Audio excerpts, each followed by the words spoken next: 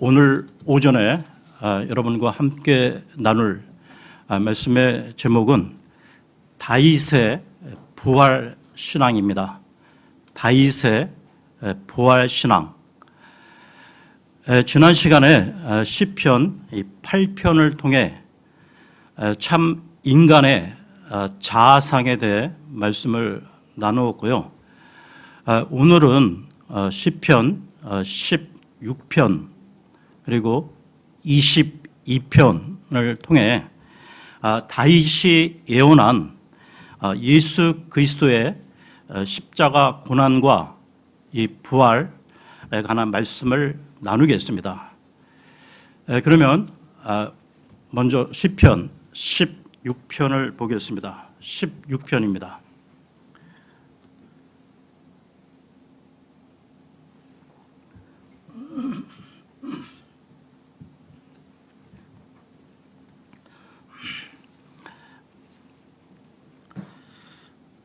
오 하나님이여 나를 보존하소서. 내가 주를 신뢰하나이다. 오 내 혼아 네가 주께 아뢰기를 주는 나의 주신이이다. 나의 선함이 주께는 미치지 못하오나 땅에 있는 성도들과 뛰어난 자들에게는 미치오니 나의 모든 기쁨이 그들에게 있나이다 하였도다. 서둘러 다른 신을 따르는 자들은 고통이 더욱 많으리로다. 나는 그들이 드리는 피의 음료 헌물을 드리지 아니하며 그들의 이름도 내 입술에 올리지 아니하리로다. 주께서는 나의 상속 유업과 나의 자네 몫이오니 주께서 나의 몫을 지키시나이다. 줄들이 나를 위해 아름다운 곳들에 떨어졌나니 참으로 내게 좋은 유산이 있도다. 나를 권고하신 주를 내가 찬송하리니 내 속 중심도 밤에 나를 훈계하는도다. 내가 주를 항상 내 앞에 모셨나니 그분께서 내 오른편에 계심으로 내가 흔들리지 아니하리로다. 이러므로 내 마음이 기쁘고 내 영광이 즐거워하며 내 육체도 소망 중에 안식하리니 이는 주께서 내 혼을 지옥에 남겨두지 아니하시고 주의 거룩한 자가 썩음을 보지 아니하게 하실 것이기 때문이니이다. 주께서 생명의 행로를 내게 보이시리니 주 앞에는 충만한 기쁨이 있고 주의 오른쪽에는 영원토록 즐거움이 있나이다. 시편 16편은 다윗이 주 예수 그리스도에 대해 말하는 메시아 찬양시라는 것을 알 수 있는데요.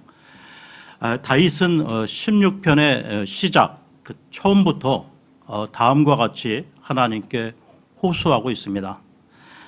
16편 1절을 보겠습니다. 1절입니다. 오 하나님이여 나를 보존하소서. 내가 주를 신뢰하나이다.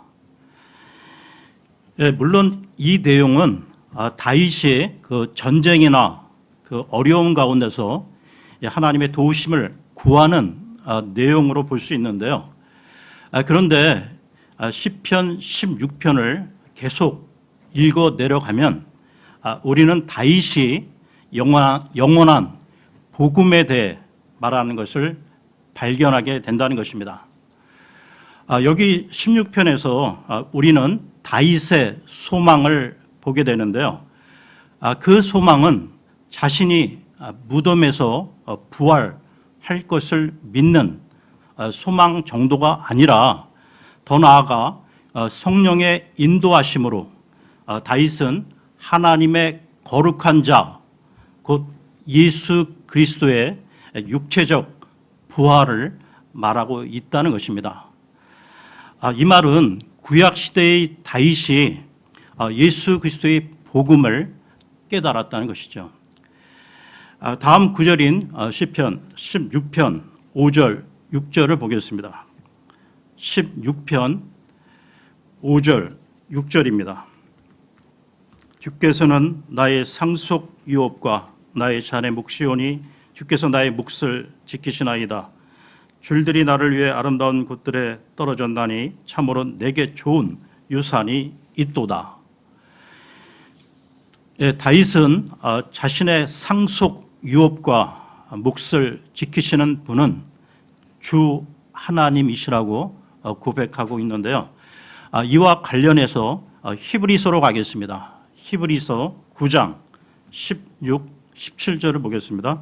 히브리서 9장 16, 17절입니다.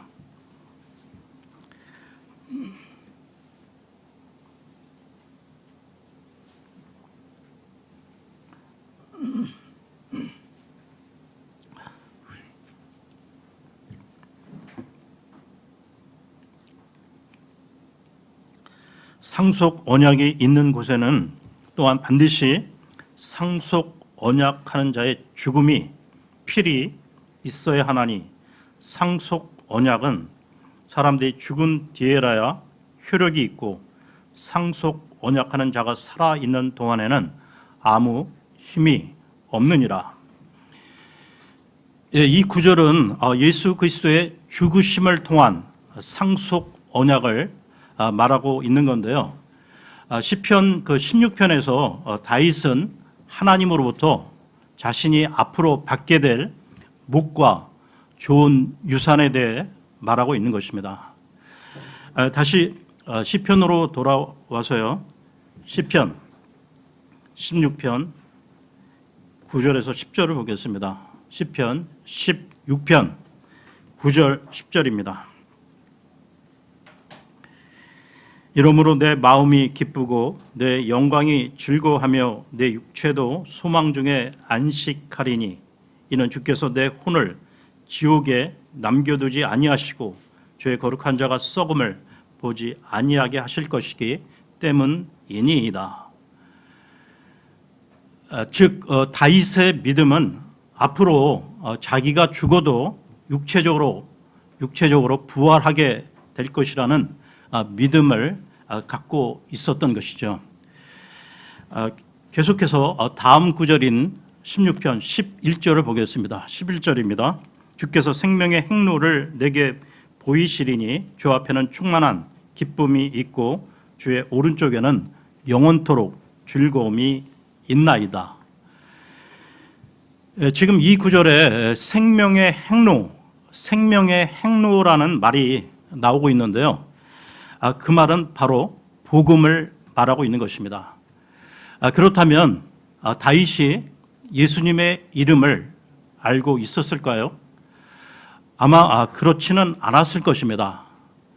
그러나 그는 우리와 똑같이 오직 하나님의 약속을 믿음으로 구원을 얻었던 것이죠. 다시 시편 16편 10절을 보겠습니다. 시편 16편 10절입니다. 이는 주께서 내 혼을 지옥에 남겨두지 아니하시고 주의 거룩한 자가 썩음을 보지 아니하게 하실 것이기 때문이니이다. 다윗은 주의 거룩한 자에게 있게 될 미래의 사건을 분명하게 보았는데요.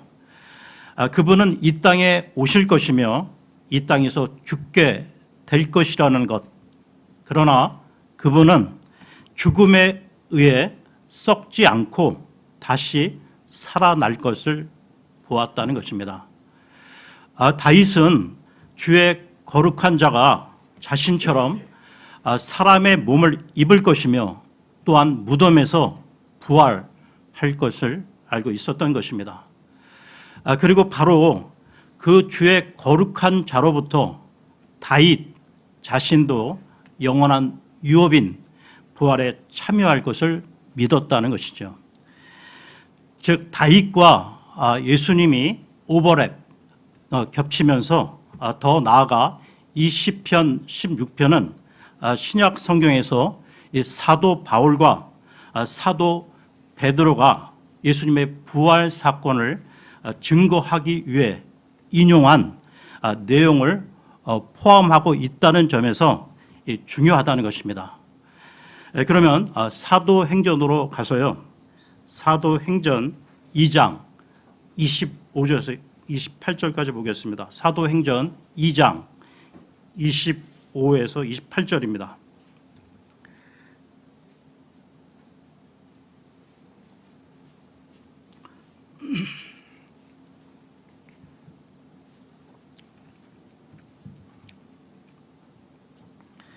다윗이 그분에 관하여 말하되 내가 항상 내 얼굴 앞에 계신 주를 미리 보았나니 그분께서 내 오른편에 계심으로 내가 흔들리지 아니하리로다.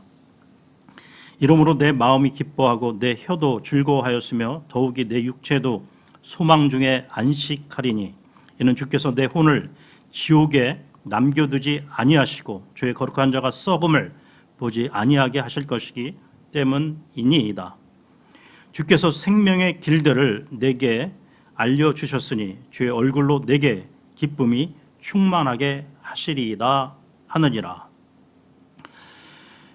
지금 이 말씀은 사도 베드로가 오순절날 성령이 임하신 직후에 설교했던 내용으로서 시편 16편을 인용한 것이죠.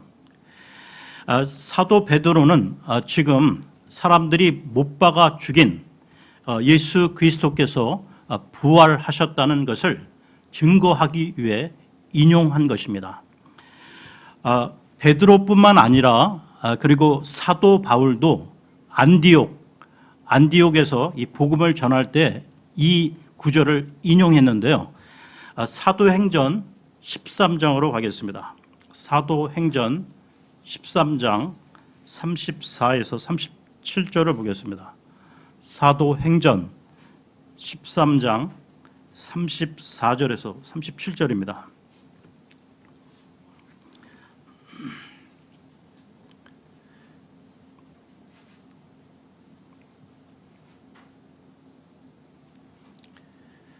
(13장) 34절에서 37절입니다.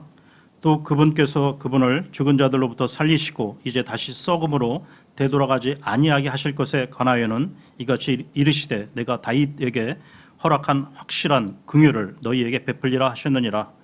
그러므로 그가 또한 다른 시편에서 이르되 주께서 주의 거룩한 자가 썩음을 보지 아니하게 하시리이다 하나니 이는 다윗은 하나님의 뜻에 따라 자기 세대를 섬기다가 잠들고 묻혀서 자기 조상들에게 이르러 썩음을 보았으나 하나님께서 다시 일으키신 그분은 결코 썩음을 보지 아니하셨기 때문이니라.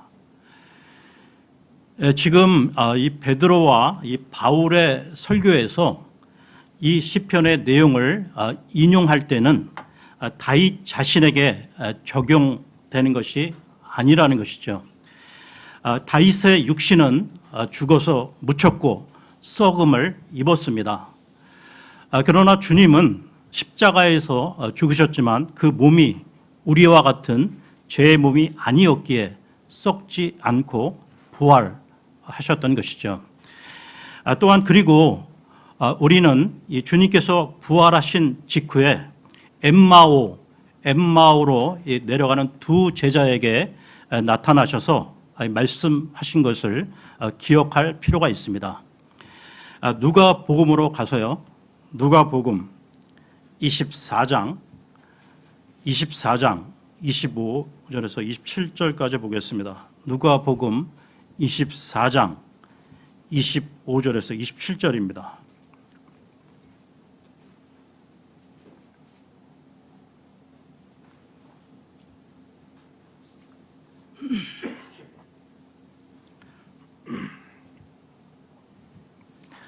이에 그분께서 그들에게 이르시되 오 어리석고 대언자들이 말한 모든 것을 마음에 더디 믿는 자들이여 그리스도가 이런 일들로 고난을 당하고 자기의 영광에 들어가야 함이 마땅하지 아니하냐 하시고 모세와 모든 대언자들의 글에서 시작하여 모든 성경 기록들에서 자기에 관한 것들을 그들에게 풀어 설명해 주시니라. 지금 읽은 이 구절은 주님의 이 부활에 대한 주님 자신의 말씀이셨는데요. 우리는 주님께서 이 구약 성경 어느 부분을 가지고 말씀하셨는지 모르지만 주님께서 당신 자신의 이 부활을 증거하실 때 이 시편 9절을 사용하셨는지도 모르겠습니다. 그러면 다음 말씀 시편 22편으로 가겠습니다. 22편. 시편 22편은 십자가상에서의 그 고난 당하시는 예수 그리스도의 모습을 보여주고 있는데요. 먼저 22편 1절을 보겠습니다. 22편 1절입니다. 나의 하나님이여 나의 하나님이여 어찌하여 나를 버리셨나이까? 어찌하여 나를 돕는 일로부터 또 나의 울부짖는 말로부터 멀리 떨어져 계시나이까? 이 시편의 말씀과 일치되는 말씀을 마태복음에서 찾아보겠는데요. 마태복음 27장 45절, 46절을 보겠습니다. 마태복음 27장 45, 46절입니다.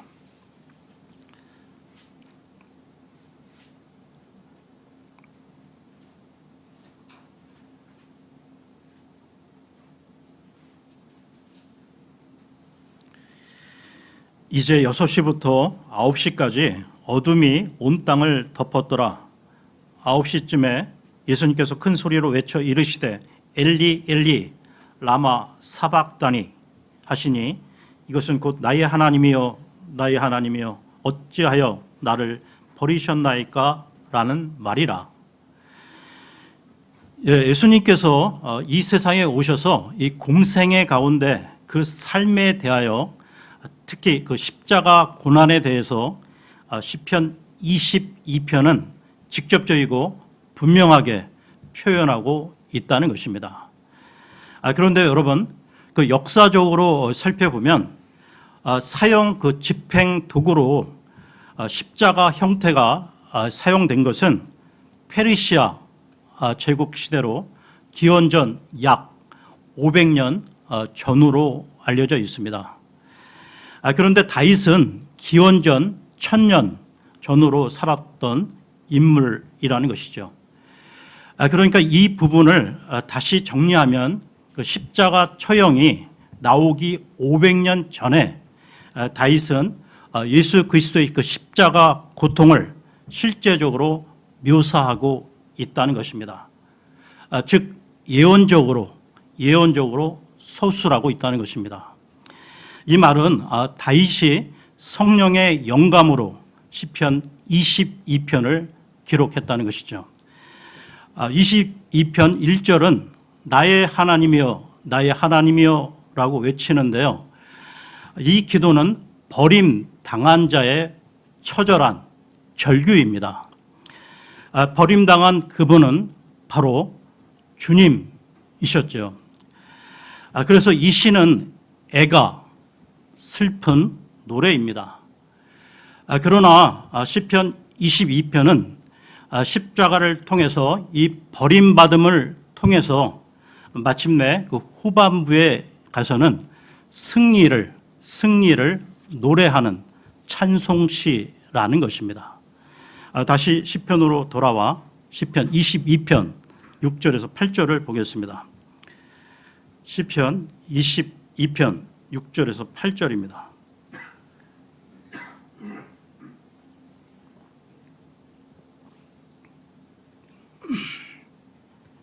그러나 나는 벌레요 사람이 아니오니 사람들의 비방거리요 백성의 멸시거리이니이다. 나를 보는 모든 자들이 나를 비웃으며 입술을 내밀고 머리를 흔들며 말하기를 그가 주를 신뢰하여 그분께서 자기를 건지실 줄로 믿었도다. 그분께서 그를 기뻐하셨으니 그를 건지시리로다 하나이다. 주님은 십자가 처형 가운데 사람들의 구경거리가 되셨고 비방과 조롱거리가 되셨는데요. 나는 벌레요 사람이 아니라 라는 고백은 그것을 처절하게 보여주고 있습니다. 하나님의 아들은 낮아지시되 비천한 사람보다 못한 벌레 취급을 받기까지 낮아지셨던 것이죠. 계속해서 다음 말씀 22편 12절 13절을 보겠습니다. 22편 12, 13절입니다. 많은 황소들이 나를 에워싸며 바산의 힘센 황소들이 나를 둘러싸고 그들이 약탈하며 울부짖는 사자같이 나를 향해 입을 벌렸나이다. 예, 여기 등장하는 그 황소들은 예수님 당시 그 종교 지도자들인 서기관, 사두개인, 이 바리새인들에 대한 언급입니다. 예수님의 그 공생의 기간 중 예수님은 이들을 향해 독사의 자식들이라고 불렀는데요. 그들은 울부짖는 사자의 일을 했는데 이것은 그 사자, 즉 사탄 마귀가 그들의 아비이기 때문입니다. 계속해서 다음 말씀 보겠는데요. 시편 22편 14절에서 16절입니다. 14절에서 16절입니다. 나는 물같이 쏟아졌고 내 모든 뼈는 어그러졌으며 내 심장은 밀초같이 되어 내장 한가운데서 녹았나이다. 내 힘은 질그릇 조각같이 마르고 내 혀는 내 턱에 붙나이다. 주께서 또 나를 사망의 티끌 속에 두셨나니 개들이 나를 에워싸며 사악한 자들의 무리가 나를 둘러싸고 내 손과 발을 찔렀나이다. 지금 이 구절들은 예수님께서 겪으신 그 십자가 상에서의 극한 상황을 보여주고 있는 건데요. 예수님은 이 물과 피를 다 쏟으시고 모든 뼈가 어그러지는 극심한 고통 가운데 마치 그 불에 녹아 흐물거리는 초와 같이 되셨다는 것입니다. 또한 그 불가마에 그 구워 물기가 하나도 없는 질그릇 조각처럼 그 수액이 다 말라버려 혀는 입천장에 붙어버렸던 것이죠. 그리고 16절에 나오는 이 개들은 이방인들을 말하는 것으로 여기서는 로마 병사들을 가리키는 것입니다. 계속해서 다음 구절 보겠습니다. 22편 17절입니다. 17절입니다. 내가 내 모든 뼈를 셀 수 있나이다. 그들이 나를 쳐다보고 노려보며. 지금 이 말씀은 예수님의 뼈가 하나도 부러짐이 없을 것을 미리 알려주는 말씀인데요. 이 말씀이 그 성취되는 것을 요한복음에서 확인할 수 있다는 것입니다. 요한복음으로 가서요. 19장 31절에서 33절을 보겠습니다. 요한복음 19장 31절에서 33절입니다.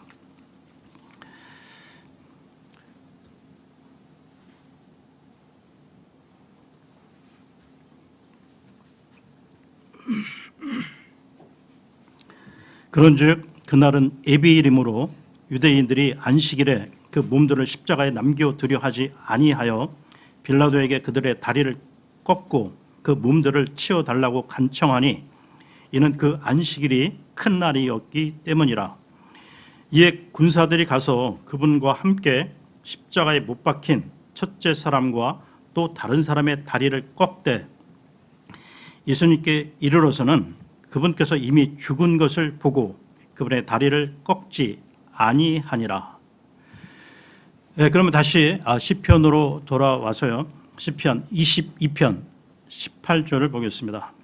시편 22편 18절입니다.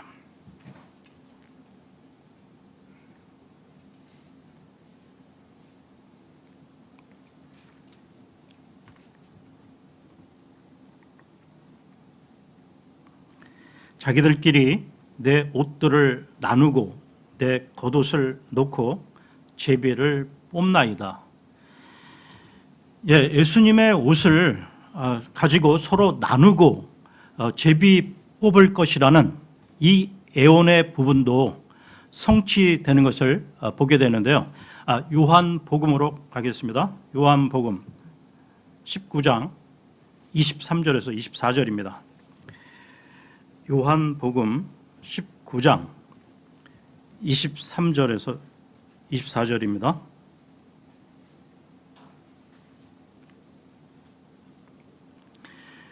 그때 군사들이 예수님을 십자가에 못 박고 그분의 옷들을 취해 네 몫으로 나누어 각 군사가 한 몫이 차지하며 그분의 겉옷도 취하였는데 이제 이 겉옷은 이음새 없이 위에서부터 통째로 짠 것이더라. 그러므로 그들이 자기들끼리 이르되 우리가 그것을 찢지 말고 그것이 누구의 소유가 될지 정하기 위해 그것을 두고 제비를 뽑자 하니 이것은 그들이 자기들끼리 내 옷을 나누며 내 겉옷을 두고 제비를 뽑았나이다 하시는 성경 기록을 성취하려 함이더라. 그러므로 군사들이 이 일들을 행하였더라. 예수님께서 십자가 처형 가운데 옷을 벗김을 당하셨다는 것. 여러분, 옷 벗김을 당한다는 것은 직업과 신분, 사회적 모든 권한과 존엄을 박탈당하는 것을 의미하는 것이죠. 더구나 공개적으로 옷 벗김을 당한다는 것은 인간이 경험할 수 있는 가장 굴욕적인 수치일 것입니다. 첫사람 아담이 모든 후손들에게 물려준 그 피할 수 없는 그 벌거벗긴 그 수치를 가려주시기 위해 주님은 우리를 위해 당신 자신이 친히 벌거벗김을 당하신 것이죠. 또한 그 대신에 우리를 그리스도의 옷으로 입혀 주시기 위해서입니다. 그리고 시편 22편도 16편과 같이 후반부로 넘어가면 분위기가 완전히 바뀌게 되는데요. 십자가에 못 박히신 분께 믿음을 둔 자들에게 임하는 영원한 복음, 영원한 복을 말하고 있다는 것입니다. 그러면 주님과 하나 된 형제 관계에 대해 관한 말씀을 보겠습니다. 시편 22편 22절입니다. 시편 22편 22절입니다.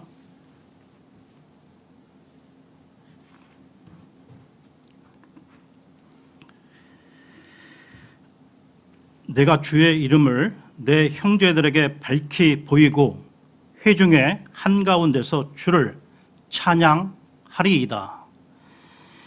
지금 이 구절과 부합되는 말씀을 신약에서 찾아보겠는데요. 히브리서로 가겠습니다. 히브리서 2장 11절 12절입니다. 히브리서 2장 11, 12절입니다.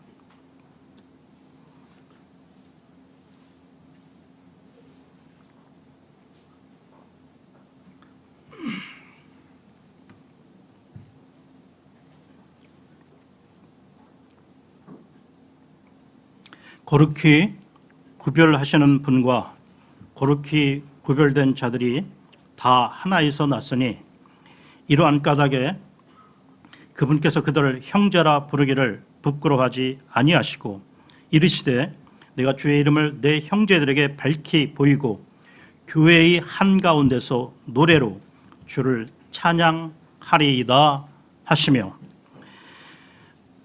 예수님께서 십자가상에서 다 이루었다고 말씀하시고 운명하시는 그 순간 성전 휘장이 위에서부터 찢어졌습니다.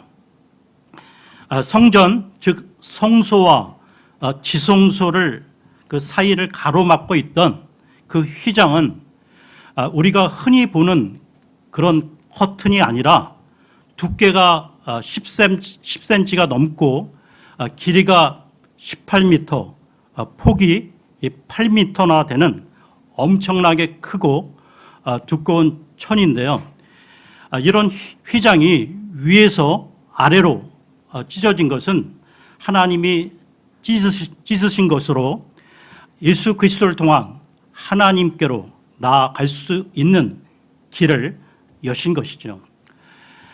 이것은 예수 그리스도를 통한 완전한 속죄가 일어났다는 하나님의 선언이셨습니다.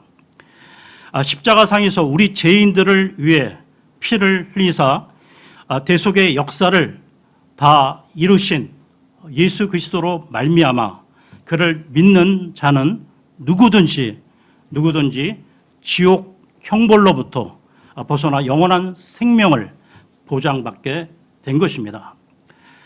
예루살렘과 온 유대와 사마리아에서 시작된 예수 그리스도 이 복음의 역사는 마가 다락방 그 성도들에게 성령으로 임하신 후에 온 세계 만방으로 흩어져 나갔던 것입니다. 오늘은 여기까지 하겠습니다. 감사합니다.